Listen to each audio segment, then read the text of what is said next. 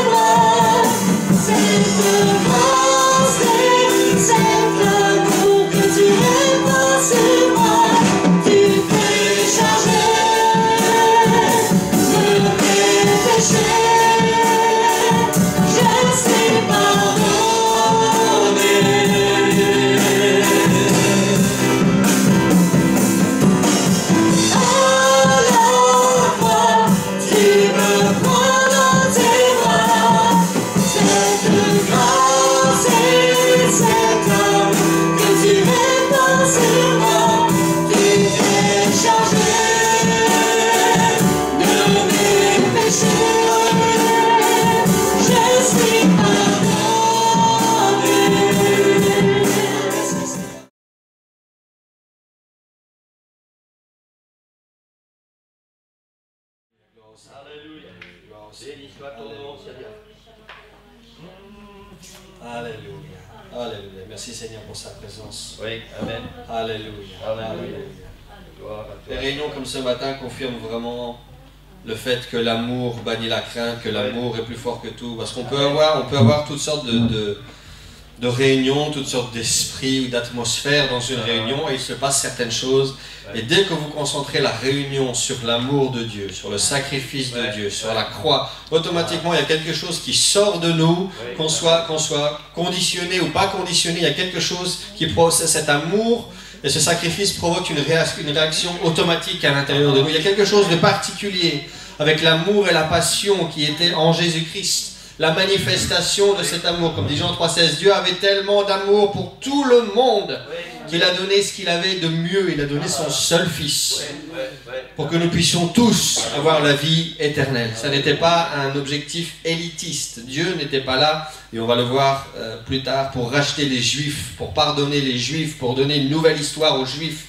Il était là pour étendre son amour et sa promesse au monde entier. Ça a été confirmé à la Pentecôte. Cette promesse, elle est pour vous, elle est pour vos enfants, elle est pour tous ceux qui sont au loin, en aussi grand nombre, que le Seigneur Jésus va les appeler.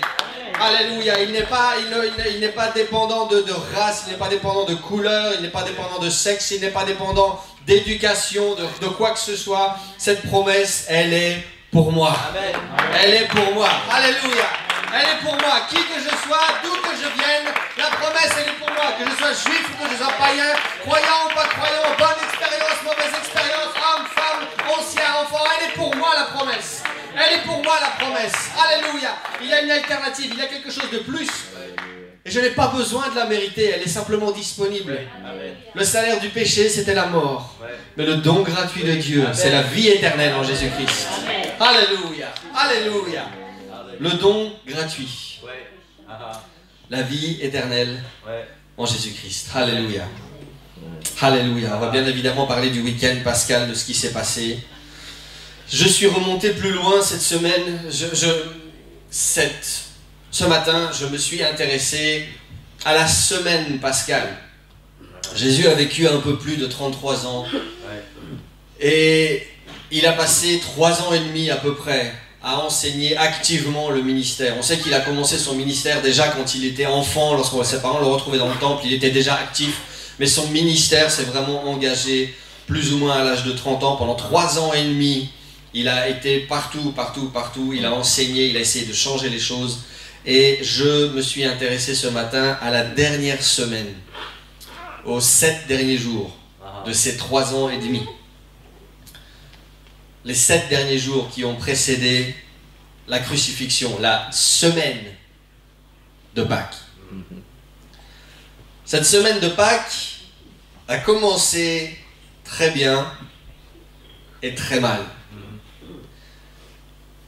Elle a commencé, et on peut lire ça dans Jean 12, à partir du verset 1er.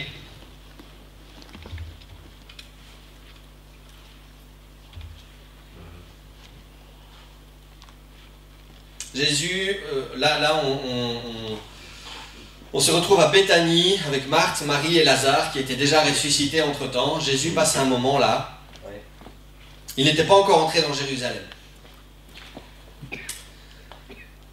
Donc une semaine avant, Jésus arrive à Béthanie, passe du temps avec ses amis, ces gens qui étaient les amis de la famille, les amis proches de Jésus. Et Jean 12,1 nous dit que 6 jours avant la Pâque, Jésus arriva à Béthanie, où Lazare était, celui qui l'avait ressuscité des morts. Là, on lui fait un souper, Marthe servait, et Lazare était un de ceux qui se trouvaient à table avec lui. Marie, ayant pris une livre d'un parfum de nard pur de grand prix, oignit les pieds de Jésus, et elle lui essuya les pieds avec ses cheveux, et la maison fut remplie de l'odeur du parfum. Il y a quelque chose que je suis en train de découvrir. J'ai commencé un livre sur le parfum qui s'appelle le parfum de l'onction. Ce livre explique dans l'Ancien Testament, lorsque Dieu donne les instructions pour le tabernacle, pour tout ce qui se fait dedans, il donne en même temps la recette pour l'huile d'onction. Il dit, vous faites déjà des huiles, vous pressez des olives, vous avez toutes sortes d'huiles à votre disposition. L'huile qui se trouvera dans ma maison, l'huile d'onction, l'huile sainte, aura une composition tout à fait particulière qu'il vous sera interdit de reproduire pour toute autre chose que pour l'utilisation dans ma maison. Et sans m'attarder sur la composition de cette huile et le rôle que chaque ingrédient symbolise dans la vie du chrétien, la première chose qui faisait la différence entre cette huile d'onction et toutes les autres huiles que les Israélites pouvaient posséder à la maison, c'était son odeur. C'était son parfum. Dieu avait donné une composition avec des ingrédients spécifiques, en quantité spécifique, qui donnait à cette huile d'onction un parfum qu'aucune autre huile ne possédait. Et je lisais ce livre et cette personne racontait une histoire en symbolisant la journée théorique d'un lévite. Le lévite se lève le matin, il se prépare, il traverse la cour, il rentre dans le sanctuaire. Et cette histoire racontait, et comme tous les matins, dès qu'il ouvrait les rideaux du sanctuaire et qu'il rentrait dans la présence de Dieu, la première chose qui le touchait, c'était cette odeur qu'on ne retrouvait que dans la présence de Dieu, qu'on ne retrouvait que dans la maison de Dieu. Avant même la Bible dit que Dieu avait ordonné de oindre tous les ustensiles et tout ce qui se trouvait dans le tabernacle avec cette huile d'onction. Tout ce qu'ils utilisaient était, chaque seconde qu'ils passaient dans la présence de Dieu, ils savaient qu'ils étaient dans cette présence parce qu'automatiquement, il y avait un parfum dans cette présence qu'on ne retrouvait nulle part ailleurs que dans le tabernacle. Et ce que cette femme fait au début de cette semaine de Pâques, au début de cette dernière période avant que Jésus ne s'offre, elle répand un parfum qui va sentir, et la maison fut remplie de l'odeur du parfum. Cette femme a essayé à sa manière, et Jésus l'a laissé faire volontairement pour qu'à sa manière, Jésus puisse symboliser, avant, c'est ce qu'on va voir, avant l'ouverture, avant la déchirure du voile, où Dieu va répandre sa présence partout, il laisse cette femme répandre ce parfum et symbolise déjà sa présence qui se répand dans cette maison de la même manière qu'il va répandre quelques jours, il va ou déchirer ce voile et répandre sa présence dans nos maisons respectives, dans chacun de nos cœurs. Cette semaine commence tellement bien. Et elle continue tellement mal. Parce que quand Judas a vu ce que cette femme a fait, la Bible dit que ce parfum était un parfum de très grand prix. Je n'ai pas du tout l'idée des cours de parfum, mais imaginez qu'on vienne vous donner 1 litre de parfum qui vaut 2000 € sur le marché. Et vous prenez ce parfum, et au lieu de vous dire je vais le revendre et je vais me payer des vacances, vous venez dans la présence du Seigneur et vous répandez ces 2000 € de parfum dans la présence du Seigneur. Et Judas voit ça et Judas s'énerve, parce que Judas c'était un voleur qui tenait la bourse. C'est lui qui tenait l'économie de Jésus et des disciples et il piquait dedans pour ses affaires personnelles. Et lui s'est énervé en disant, on aurait pu revendre ce parfum et donner l'argent aux pauvres, c'est-à-dire moi. Et la conséquence de cet énervement, c'est que suite à cette femme qui a répandu le parfum, c'est là que Judas est sorti et qu'il a décidé de vendre Jésus. C'est à ce moment dans la Bible, c'est à ce moment dans l'histoire de Jésus, juste avant qu'il ne rentre dans Jérusalem, que Judas décide de trahir son maître. Personnellement, ça fait un moment que je connaissais cette pensée et ça m'a vraiment fait réfléchir à ma relation à l'argent. Depuis que je sais que c'est l'amour de l'argent qui a poussé Judas à trahir Jésus, je regarde mon portefeuille et mon compte en banque autrement.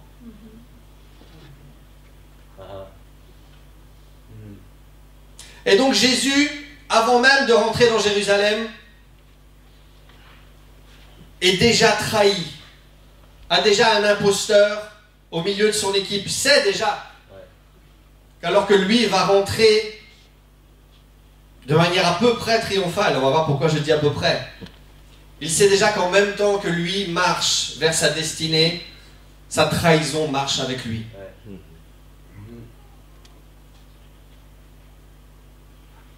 C'est 14 versets plus loin. Au verset 3, on voit cette femme qui répand le parfum dans la maison. Au verset 14, on voit que Judas alla voir les principaux sacrificateurs et leur dit, que voulez-vous me donner, ou combien me donnez-vous, combien me payez-vous pour que je vous livre Jésus? Et lui payèrent 30 pièces d'argent, et depuis ce moment, il cherchait une occasion favorable pour livrer Jésus. Ça, c'était l'ambiance dans l'équipe de Jésus, une semaine avant la crucifixion. J-5, entrée à Jérusalem. Et là, Jésus établit sa royauté, mais pas sa royauté comme les Juifs l'attendent. Il établit sa royauté spirituelle. On voit dans Jean 12, 12,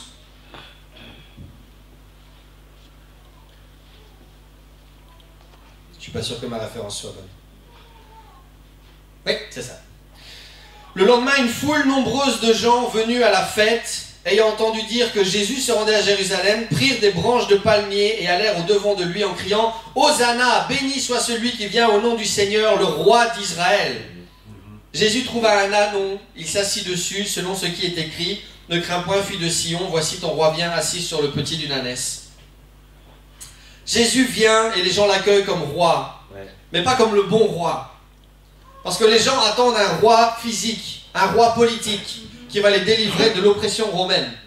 C'est ça que les branches de palmier symbolisent, c'est l'honneur et la gloire. Lorsqu'un soldat romain revenait d'une guerre et qu'il revenait conquérant, alors c'est pour ça qu'on lui attribuait, quand il revenait, on mettait des branches de palmier sur le chemin qui, depuis l'entrée de la ville jusqu'au temple où son supérieur l'attendait. Ce sont aussi des palmiers que vous retrouvez sur certaines pièces romaines pour symboliser les gens importants. Et les gens accueillent Jésus avec ces branches de palmier en disant « On veut que toi tu sois roi, on veut que toi tu supprimes la domination romaine et que tu sois notre roi politique. » Et là Jésus les prend complètement à contresens, à contre-pied.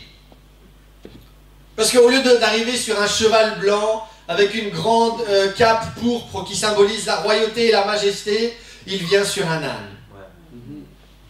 Et là, les gens sont un peu déstabilisés et ne comprennent pas directement ce que Jésus fait. Ce que Jésus fait, c'est qu'il accomplit les prophéties. Ouais. Si on tourne dans Zacharie 9:9,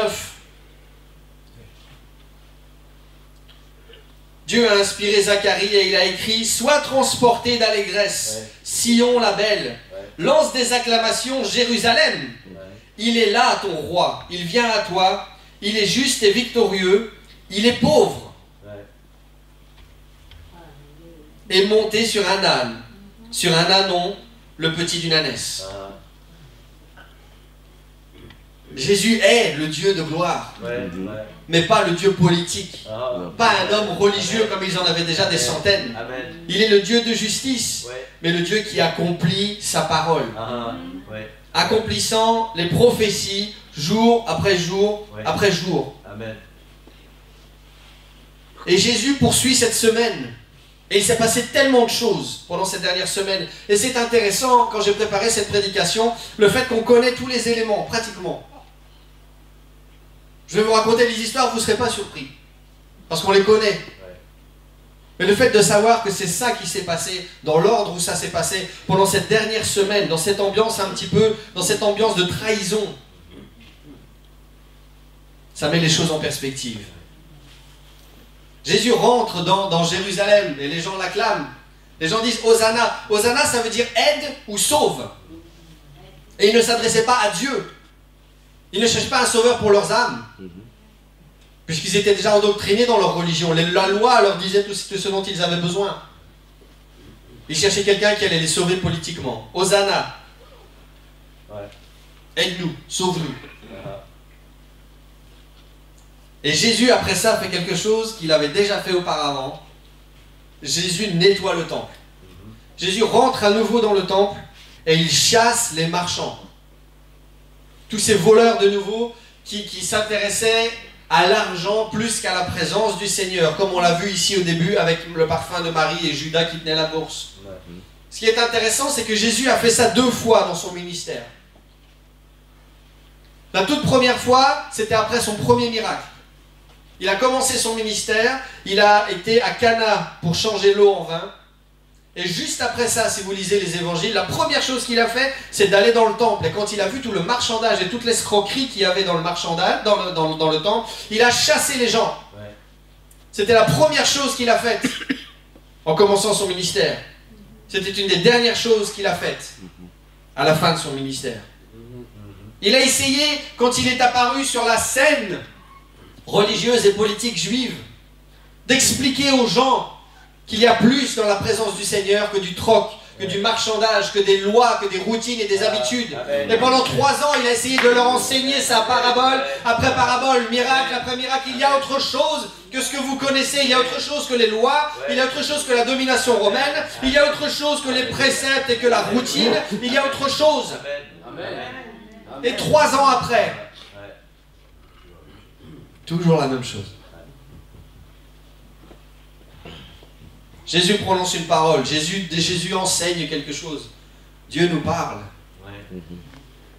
Et quand il revient dans nos cœurs 3 ans après, dans quel état trouve-t-il le temple? Y trouve-t-il une maison de prière? Y trouve-t-il du marchandage, de l'escroquerie, de la magouille? Et Jésus recommence. Vous n'avez pas compris il y a 3 ans, on recommence. Il refait un fouet, il chasse tout le monde. Ma maison est une maison de prière. Amen. Pas de voleurs, pas de marchandage. Amen. Passionné.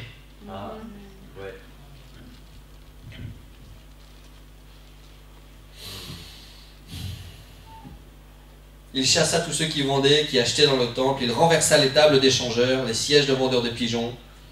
Il est écrit, ma maison sera appelée une maison de prière, mais vous en faites une caverne de voleurs. Et regardez juste après ce qu'il fait une fois que lui a nettoyé le temple. Verset 14, donc Matthieu 21, verset 14. Des aveugles et des boiteux s'approchèrent de lui dans le temple. Une fois que le temple a nettoyé, qu'est-ce qu'il a fait? Il les guérit. Amen. Il les guérit. Amen. C'est ça que Dieu veut faire dans le temple. Oui, amen. Pas simplement nous dire ce qui ne va pas. Ah, Pas simplement te dire, là, ta table, tes pigeons, tes magouilles, tout ça, il faut virer tout ça. Une fois que la place est faite dans le temple, qu'est-ce que Jésus veut faire dans le temple? Qu'est-ce qu'il veut faire dans ma vie? Qu'est-ce qu'il veut faire dans mon cœur? Il veut laisser rentrer tous les boiteux, toutes les situations boiteuses, toutes les situations aveugles pour lesquelles je n'ai pas de solution, et il veut les guérir dans le temple, dans ma vie, amen. dans ma vie. Amen. Alléluia, Amen. alléluia. Ça s'est passé Ouais. cette dernière semaine de Pâques. Ah, Alléluia. ouais. Il y a eu, c'était tendu dans Jérusalem. C'était très tendu parce que les gens attendaient Jésus. La Bible dit que les gens discutaient, il y avait beaucoup de polémiques et de rogues. Où est-ce que Jésus va monter cette année? Où est-ce qu'il ne viendra pas à la fête? Normalement, c'était une des 3 fêtes religieuses juives pour lesquelles tous les juifs devaient monter à Jérusalem pour respecter la fête. Ah, Et les gens polémiquaient dans les rues, on se demandait est-ce que Jésus sera là, est-ce que Jésus va monter, on ne sait pas. Et les chefs religieux l'attendaient évidemment. Avec tout ce qui s'était passé, il s'était mis toute la population religieuse à dos. Et cette semaine-là dans Jérusalem, c'était très tendu. C'était très tendu. C'est dans cette semaine-là que les responsables religieux sont venus voir Jésus pour essayer de le prendre en défaut. Qu'ils ont envoyé tous les groupes religieux les uns après les autres, les pharisiens, les sadducéens, pour lui poser des questions spécifiques sur le tribut à César, sur la résurrection des morts, pour essayer de trouver un argument en disant là il a blasphémé, on va le tuer. Ils ont essayé, c'était une semaine très très tendue. Et Jésus a renvoyé la balle, Jésus leur a mis des claques. Dans Matthieu 23, Jésus tient un discours où il commence le discours en disant respectez. Il disait les pharisiens sont assis dans la chair de Moïse, c'est-à-dire ils enseignent la loi que mon père a donnée à Moïse. Donc il disait la loi n'est pas mauvaise pour l'instant, il va l'accomplir après. Mais il disait respectez ces gens. Mais ensuite lui-même se tourne vers les pharisiens et pendant plus de 15 versets, il commence à les critiquer ouvertement en disant malheur à vous, malheur à vous, malheur à vous, malheur à vous, parce que vous dites, parce que vous faites, parce que vous ne faites pas, parce que vous êtes des menteurs. C'était très tendu dans les rues. Chaque rencontre avec Jésus, ça n'était pas une de ces périodes où Jésus rentrait dans une ville, tous les pauvres et les malades venaient, Jésus guérissait toute la ville, et Jésus repartait, et les gens dans la ville disaient « Merci Seigneur, Dieu a fait des grandes choses ». Il y avait une atmosphère tendue. Il y avait une atmosphère pesante. On essayait de coincer Jésus. Judas marchait à côté de Jésus à chaque instant, et il cherchait la moindre opportunité. Il se levait le matin, il attendait que Jésus donne l'agenda de la journée, en disant on va aller là, là, là et là, et Judas disait ah peut-être que là entre les deux je vais pouvoir le coincer dans une rue, on l'attrape. C'est ça qui se passait cette semaine-là. Jésus nettoie le temple en colère, Jésus guérit les malades, Jésus maudit les responsables religieux. Jésus sort du temple. Et c'est à ce moment-là que les disciples vont lui dire, regarde un petit peu cette construction magnifique, et Jésus leur dira, il ne restera rien, il ne restera pas une pierre sur pierre qui ne va pas s'écrouler sur ce bâtiment. C'est à ce moment-là qu'il va leur dire, détruisez ce temple et en 3 jours, moi je vais le reconstruire. Et là il leur parle de ce qu'il va faire dans moins d'une semaine. C'est juste après cette discussion qu'ils partent ensemble sur le mont des Oliviers. Et que Jésus va prendre un moment pour les enseigner. C'est là notamment qu'on retrouve ce fameux chapitre de Matthieu 24, sur la fin des temps, où les disciples vont poser cette question à Jésus, quel sera le signe de ton avènement et de la fin du monde? C'est au milieu de cette semaine, au milieu de ces conflits, de cette tension, que Jésus fera les enseignements sur la fin du monde, sur les signes des temps. Tout ça dans cette semaine de Pâques. Et à la fin de cette semaine de Pâques, arrive la fête des pains sans levain. Cette fête marquait le début des moissons. Regardez la symbolique ici. Le début de la moisson. La règle était de ne faire aucune œuvre inutile, de manger des pains sans levain et d'offrir des sacrifices consumés par le feu durant toute la durée de la fête. Et pour les sacrifices consumés par le feu, je vous renvoie à la prédication de la semaine dernière sur l'autel des holocaustes. Pourquoi était-ce important? Il n'y a rien qui est arrivé par hasard. Jésus n'a pas choisi son agenda par hasard. Pourquoi spécifiquement avait-il besoin de la fête des pains sans levain pour introduire son sacrifice? Parce que le levain dans la Bible a beaucoup de significations. Et voici tout ce que Jésus a accompli. Tout le levain que Jésus a ôté. Tout le péché que lui, l'agneau de Dieu, a ôté du monde. Le vieux levain, selon 1 Corinthiens 5, représente l'orgueil, ce qui gonfle, ce qui élève un homme qui est désigné dans l'Écriture par le vieil homme ou la nature d'Adam. Le levain de la malice, toujours selon 1 Corinthiens 5, représente le mal qu'une personne peut dire à son prochain. Le levain de la méchanceté, toujours selon 1 Corinthiens 5, représente le tort moral qu'on peut porter à quelqu'un. Le levain des pharisiens, selon Matthieu 16, représente l'orgueil religieux, l'hypocrisie, le formalisme et le ritualisme, la tradition. Le levain des sadducéens, toujours dans Matthieu 16, représente l'incrédulité, le doute, le rationalisme. Les sadducéens ne croyaient ni à la résurrection des morts, ni aux anges, ni à la vie future. Le levain des hérodiens, selon Marc 8, qui représente le fait de plaire au monde, de s'attirer les faveurs du monde, plus que celles de Dieu. Si Jésus a dit « Je suis le pain de vie », et « Je suis un pain sans levain », c'est parce qu'il s'est offert pour venir guérir et enlever l'orgueil, le mal qu'on a pu dire, ou que moi j'ai pu dire à quelqu'un, ou que quelqu'un a pu dire à mon sujet. Il est venu pour guérir le tort moral que j'ai pu causer, ou que quelqu'un m'a causé. Il est venu pour enlever l'orgueil religieux, la tradition, le formalisme, l'incrédulité, le doute, les faveurs du monde. Tout ce levain, il est venu pour le supprimer.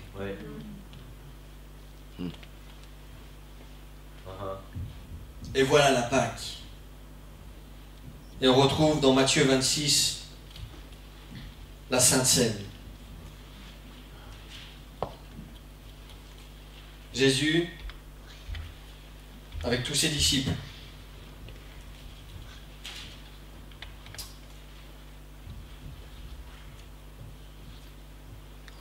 alors que quelques versets avant, on peut commencer au verset 26. Alléluia. Jésus sent la pression. Jésus sait très bien, à chaque jour qui passe de cette dernière semaine, il sait très bien qu'il se rapproche de cette mort. Et pourtant, il a été passionné dans chacun de ses discours, dans chacune de ses actions. Vous ne retrouvez pas un Jésus différent dans la Bible lors de sa dernière semaine. Vous ne retrouvez pas un Jésus qui pourrait rentrer dans Jérusalem en disant « Maintenant, je suis là pour mourir pour chacun d'entre vous, alors montrez-moi un peu de respect maintenant. Maintenant, je vais venir en Dieu de justice. Je vais venir m'imposer, vous montrer ce que c'est vraiment que d'être Dieu. Je vais vous mettre votre nez dans votre péché et vous montrer quelle est réellement votre misère, là. Et pourquoi moi, j'ai besoin d'être là, alors que vous avez l'impression que tout va bien. » Il aurait eu tous les droits. Mais même là, il ne l'a pas fait. Même quand il avait raison. Même quand lui, le juste, est entré dans Jérusalem. La Bible dit que juste avant qu'il ne rentre dans Jérusalem, il a vu cette ville et il a pleuré sur Jérusalem. Il a dit, je t'ai envoyé des prophètes. Je t'ai envoyé des gens et tu les as tués. Tu les as rejetés. Tu les as battus.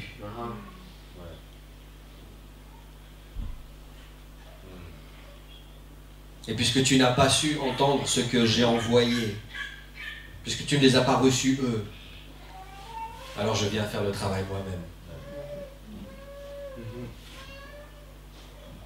Et voilà la Sainte Seine. On peut commencer au verset 21, où Jésus annonce clairement la trahison. Où là, Jésus met Judas dans un coin. Pendant qu'il mangeait, il dit, je vous le dis, l'un de vous va me livrer. Et tous furent attristés et chacun se mit à dire, Seigneur, est-ce moi? Et Jésus répondit, celui qui a mis avec moi la main dans le plat, c'est celui qui me livrera. Le Fils de l'homme s'en va selon ce qui est écrit de lui. Mais quel malheur pour cet homme par qui le Fils de l'homme est livré. Il aurait mieux valu pour cet homme ne pas être né. Et effectivement, Judas s'est pendu. Et Judas qui le livrait demanda, est-ce moi, Rabbi? Et Jésus lui a répondu, c'est toi qui l'as dit. Et pendant qu'il mangeait, Jésus prit du pain. Et après avoir prié une bénédiction, il rompit le pain et le donna aux disciples en disant, prenez-en et mangez, car ceci est mon corps. Il prit ensuite une coupe, et après avoir de nouveau rendu grâce, il la donna aux disciples en disant, buvez-en tous, car c'est mon sang. C'est le sang de l'alliance qui est répandu en faveur d'une multitude pour le pardon des péchés. Et je vous le dis, je ne boirai plus désormais de ce produit de la vigne jusqu'au jour où je le boirai avec vous, dans le royaume de mon Père. Quelque chose de très important ici, qui manque à l'histoire, et sans laquelle l'histoire ne serait pas complète. C'est de cette preuve ultime d'amour, s'il en fallait encore une. Où Jésus rentre dans cette... Jésus envoie ses disciples deux jours avant, je pense, fait préparer cette maison pour eux. Il rentre dans cette maison, il prépare le repas. Et Jésus sort un seau, un bac. Il met de l'eau dedans. Et il fait asseoir ses disciples. Et il s'agenouille devant chacun de ses disciples. Il s'agenouille devant Judas. Et il lui lave les pieds.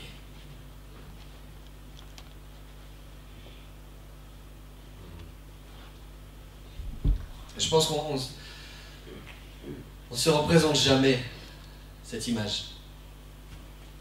Jésus à genoux devant Judas, qui lui lave les pieds.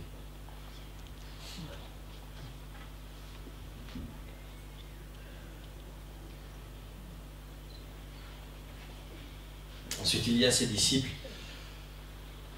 Faites tout ceci en mémoire de moi.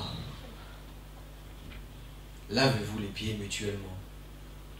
Agenouillez-vous devant ceux qui vous trahissent.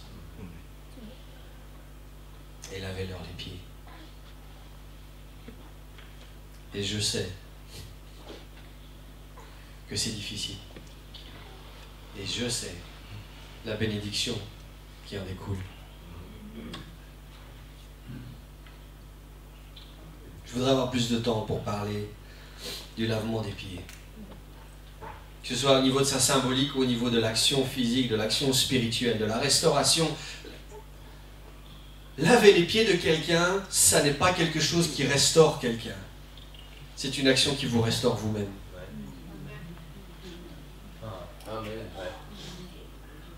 Ne pas vouloir ou ne pas être capable de se mettre à genoux devant quelqu'un pour lui laver les pieds révèle automatiquement, de la même manière que Jésus a mis Judas en évidence en disant « Il y a un traître et c'est toi ». Il a mis en évidence le problème.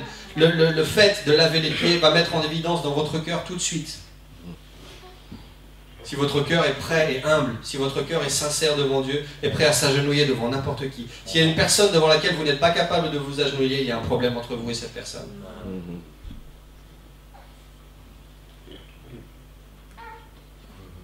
Il y a quelques années, quand on était à Oslo, j'ai été pris au dépourvu parce qu'on avait passé le Nouvel An là-bas. Et eux ont une tradition, c'est de toujours commencer l'année, c'est une bonne idée, de toujours commencer le premier dimanche de l'année avec la Sainte Seine. En disant c'est une nouvelle année, ce sont de nouvelles opportunités. Et eux ne parlent pas de nouvelles résolutions, eux parlent d'un nouveau cœur. Si tu veux commencer l'année, commence par vérifier ton cœur. Et donc ils vous mettent immédiatement face au mur, le premier dimanche de janvier, Sainte Seine. Est-ce que tu peux prendre cette Sainte Seine ou pas?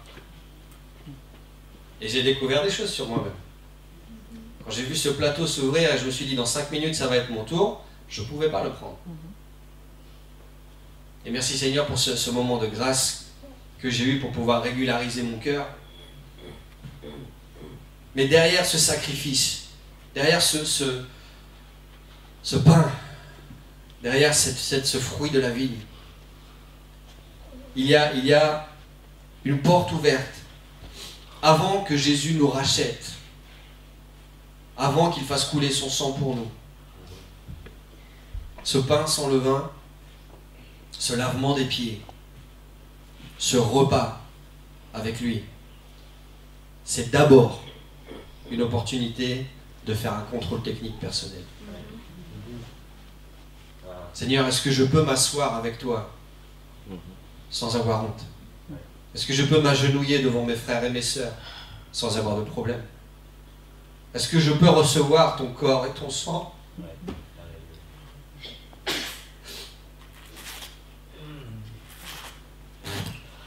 Alléluia. Alléluia. Et puis vient ce moment de jugement et de crucifixion. Si vous voulez encore un exemple dans la Bible, quelle est la dernière chose que Jésus-Christ a faite avant d'être arrêté, avant d'être crucifié? Il a prié. Il a commencé son ministère par 40 jours de jeûne et de prière. Il a terminé son ministère par une veillée de prière dans le jardin de Gethsémani. D'abord il a prié, ensuite il a nettoyé le temple. Il a terminé en renettoyant le temple et en allant prier.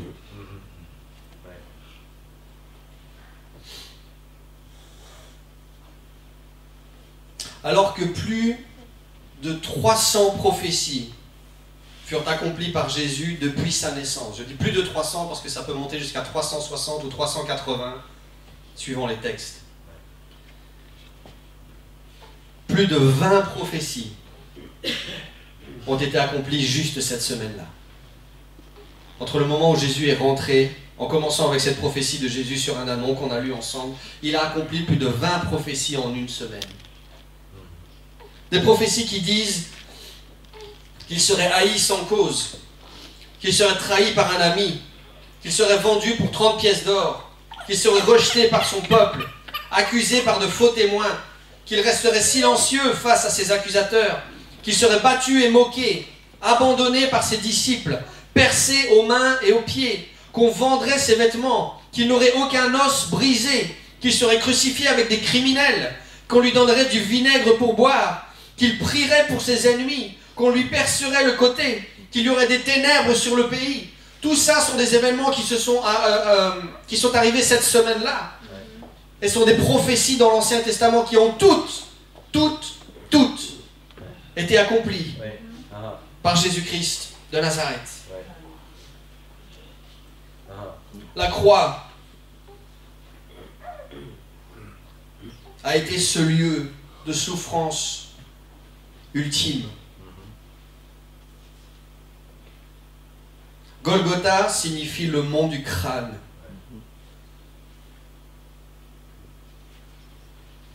Parce que la première bataille que Jésus a livrée, c'est ce que le pasteur a dit tout à l'heure, c'était dans sa pensée. Avant de briser son corps, son esprit, lorsqu'il était en prière, en intercession, son esprit a lutté. Imaginez quelle intensité intellectuelle ou émotionnelle il faudrait pour que votre sueur se transforme en grumeaux de sang.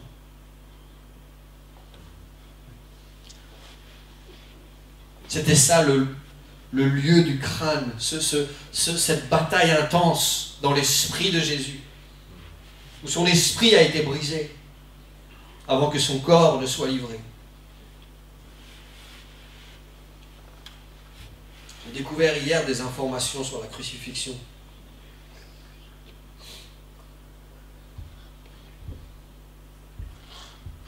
La crucifixion a été inventée par les Perses 300 ans avant Jésus-Christ. Et elle a été perfectionnée une centaine d'années avant Jésus-Christ. Elle garantissait une mort atroce et lente. La manière romaine de crucifier les gens c'était de plier leurs genoux à 45 degrés. Pas comme on le voit souvent sur des images où Jésus se tenait debout sur la croix. On avait plié ses genoux à 45 degrés pour qu'il ne puisse pas puiser de force dans ses jambes pour le tenir. Il devait porter son poids tantôt sur ses pieds, tantôt sur ses hanches. Et si vous essayez à la maison de prendre cette position, vous vous rendrez compte qu'il est impossible de tenir plus de quelques minutes sans développer de crampes aux hanches. Jésus est resté plus de 6 heures sur la croix. Parfois, les soldats romains plaçaient un siège sous le crucifié pour qu'il puisse s'asseoir sur la croix, pour soulager ses jambes, mais pour intensifier la douleur sur le haut du corps, faisant durer le supplice, parfois jusqu'à 9 jours.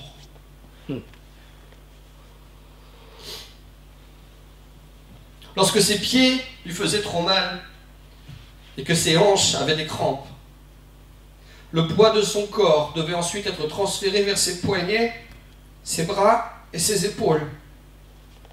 Comme son poids était beaucoup trop lourd pour de si petits membres, il disloqua successivement ses 2 poignets, ses 2 bras et ses 2 épaules, en accomplissant encore une prophétie dans Psaume 22, 14. « Je suis comme de l'eau qui s'écoule, et tous mes os se séparent. Mon cœur est comme de la cire, il se fond dans mes entrailles. » Le poids du haut de son corps crée maintenant une pression sur sa cage thoracique qui se dilate. Et Jésus ne peut maintenant plus expirer normalement. Pour pouvoir expirer, il devait pousser sur ses pieds pour faire remonter son corps et dégonfler le volume de sa cage thoracique. Mais comme ses jambes étaient déjà crampées, il ne pouvait plus respirer et commençait à asphyxier, nu et en sang, à la vue de sa famille qui le regardait au loin. En réponse au stress général de son corps, son cœur s'est emballé, créant une tachycardie et un œdème pulmonaire qui a rempli ses poumons d'eau, l'empêchant encore de respirer.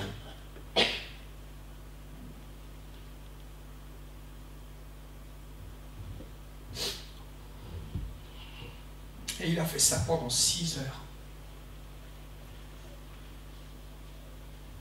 La croix, lieu de souffrance ultime. Mais la croix, c'est aussi le carrefour des identités. La croix, c'est l'endroit où les Juifs ont perdu leur exclusivité spirituelle. C'est l'endroit où là où jusqu'à présent il n'y avait qu'un peuple qui était élu et qui était choyé par Dieu, il y a un voile maintenant du temple qui s'est déchiré. Et les païens ont reçu ce cadeau de la présence de Dieu. Moi qui n'avais rien à voir avec l'histoire du peuple d'Israël, je reçois maintenant le salut de leur sauveur, de leur héros que je ne connaissais même pas, mais que eux ont méprisé. Je reçois son salut.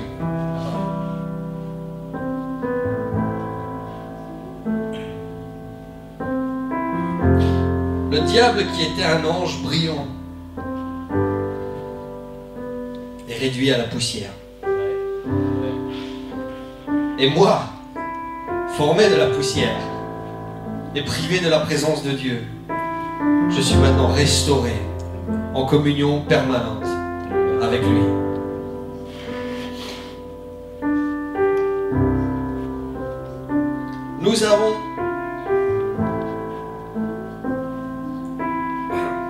Nous avons accès auprès du Père. Et il y a quelque chose dans le ciel d'extraordinaire qui s'est passé. Job nous raconte comment le diable vient et va de la présence du Seigneur. Et qu'il passe son temps à accuser les frères. C'est comme ça que la Bible l'appelle. Il accuse Job. Et on connaît l'histoire. Et Satan vient dans la présence du Seigneur. Satan s'en va. Et quelque chose de particulier s'est passé à la croix.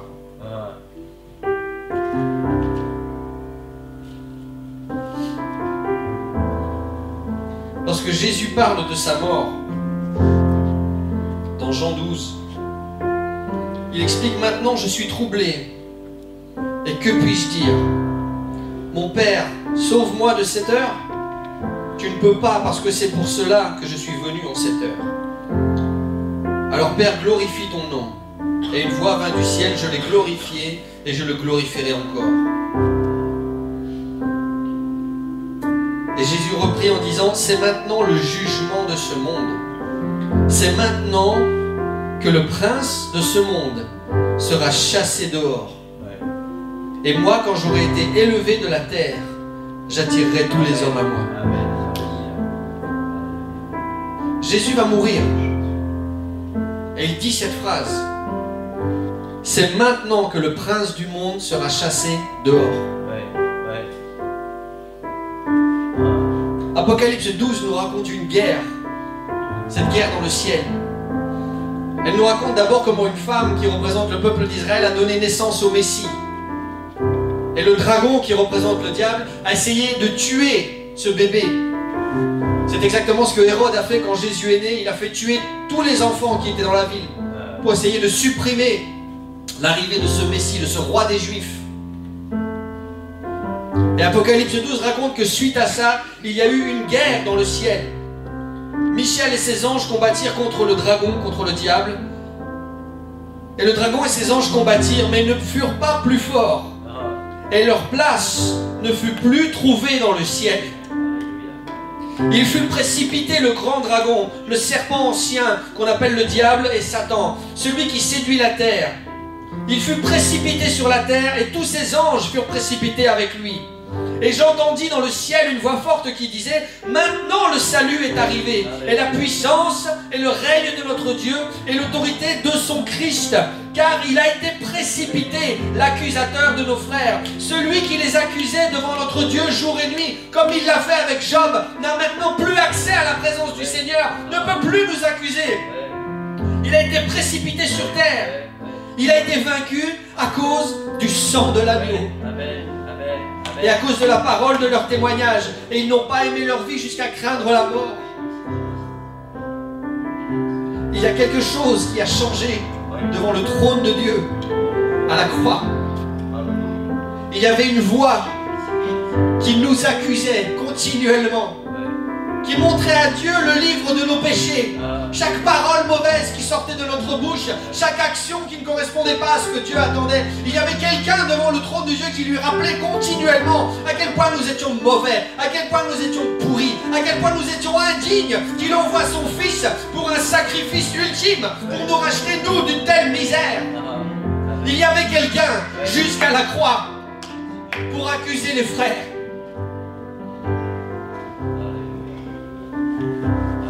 Mais cette personne a été vaincue, précipitée. Cet accès est terminé. Et maintenant, il n'y a plus qu'une seule personne, il n'y a plus qu'une chose qu'on trouve dans la présence de Dieu. C'est un avocat auprès de notre Père, Jésus-Christ. Cette voix qui nous accusait est maintenant la voix qui intercède pour notre faveur. L'accusation a disparu. Les menaces ont disparu. Il n'y a plus personne dans la présence du Seigneur pour rappeler au Seigneur que nous ne méritons pas sa grâce. Il n'y a plus que le sang de Jésus-Christ qui crie: pardonne-leur, parce qu'ils ne savent pas ce qu'ils font.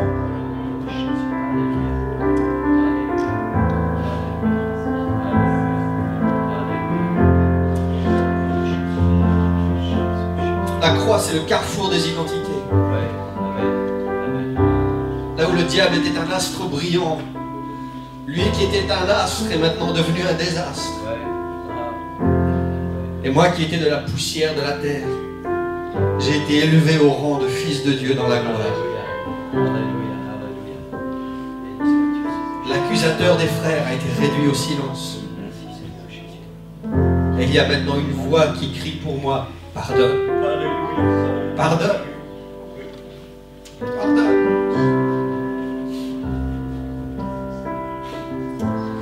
Alléluia. Alléluia.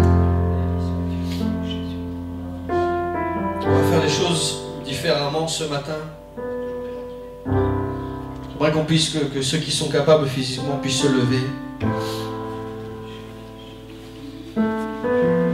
Et ce matin, nous n'allons pas distribuer la Sainte Seine.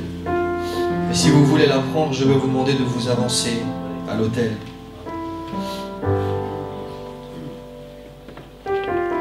J'aimerais vous lire encore une prophétie. Prophétie. Jésus était tellement énorme que cette prophétie prend un chapitre complet de la Bible, juste pour parler de lui. Et pendant la lecture, j'aimerais que nous puissions prendre un moment pour nous sonder. Et je rappelle que la Sainte Seine, telle que Jésus l'a conçue, telle que Jésus l'avait dans son esprit, n'est pas quelque chose que nous pouvons rejeter. Il nous pousse au pied du mur, il nous expose, mais pas pour nous rejeter, pas pour nous condamner, parce qu'il veut que nous participions. Alléluia.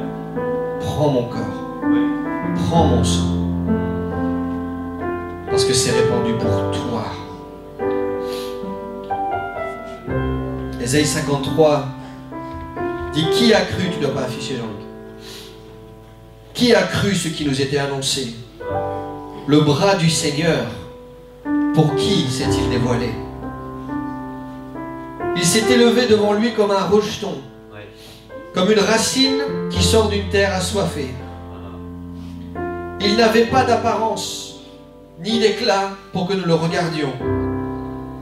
Et son aspect n'avait rien pour nous attirer. Il a été méprisé et abandonné des hommes. Homme de douleur, habitué à la souffrance, semblable à celui de qui on se détourne.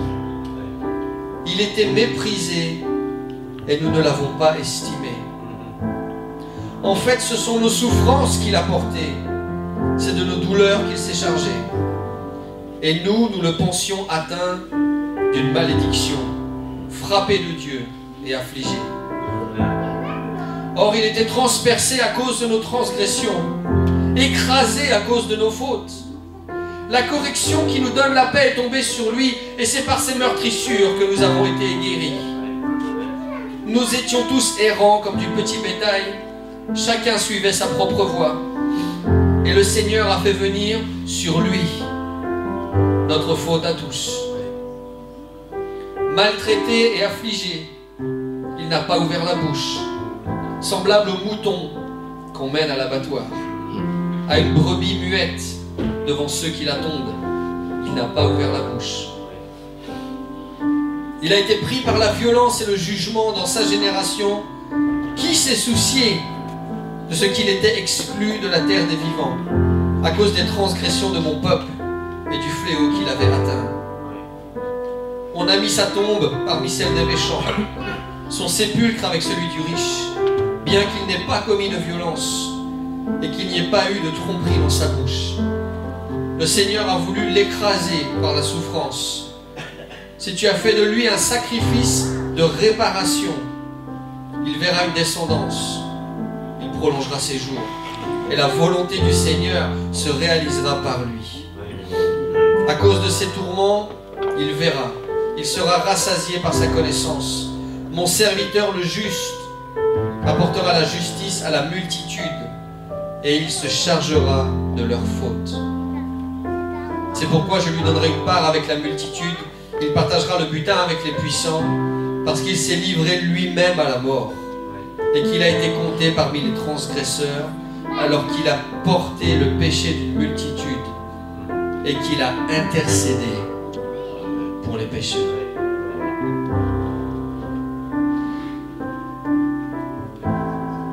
Alléluia.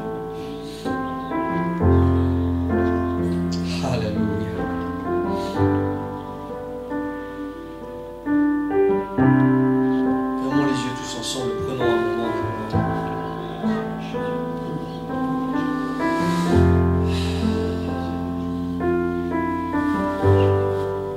Asseyez-vous à la table de Jésus.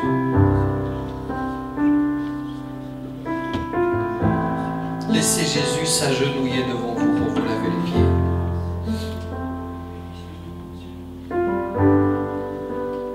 Sondez votre cœur maintenant.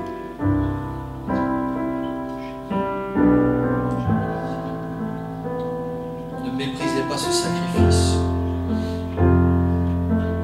Et ne salissez pas la mémoire du sacrifice de Jésus-Christ avec quoi que ce soit dans votre cœur.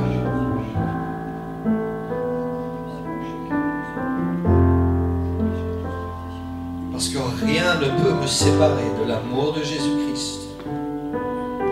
L'amour de Dieu manifesté en Jésus-Christ notre Seigneur.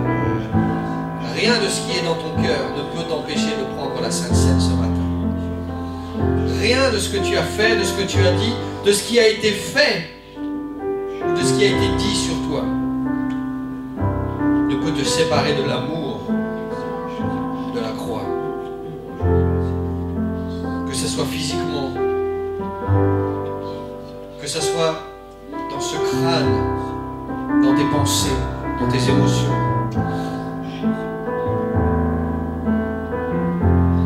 Rien ne peut te séparer.